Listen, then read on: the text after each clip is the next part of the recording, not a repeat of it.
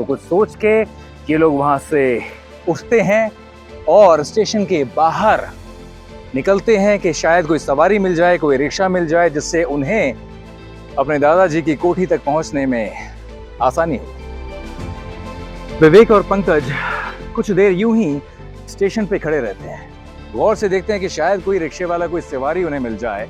इतने में एक बुजुर्ग आदमी उन्हें दिखाई देता है, रिक्शा पे धीरे धीरे पैडल मारता हुआ उनकी तरफ आगे बढ़ रहा था। वो दोनों उसकी तरफ एक कदम आगे बढ़ते हैं और उसे पूछते हैं, काका जमींदार वाली हवेली चलेंगे आप? कुछ देर तक उस बुजुर्ग ने विवेक को बड़े गौर से देखा, फिर पंकज की तरफ घूर कर देखते हुए एक कदम आगे बढ़ा और उसने बोला, वहां क्यों जाना है?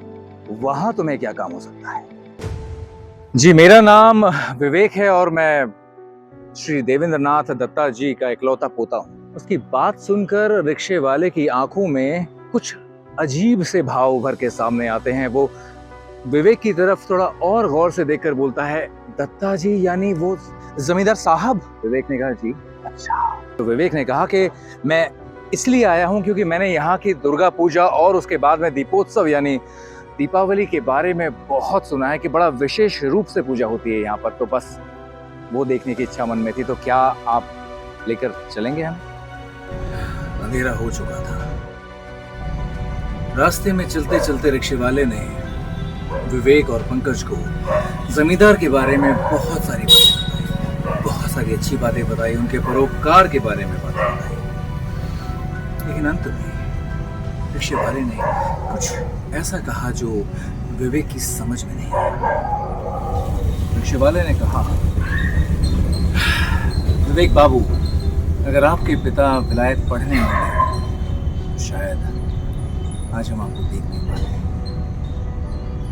खैर, आया करिए कभी कभी यहाँ, अच्छा लगेगा आपको देखकर। बातें करते करते वो लोग घर में दाखिल होते हैं, जहाँ सामने एक 70 साल का बुजुर्ग उनकी तरफ बड़े गौर से देखता है। शायद ही वही केयरटेकर है जिसके बारे में हमने आपको पहले बताया था।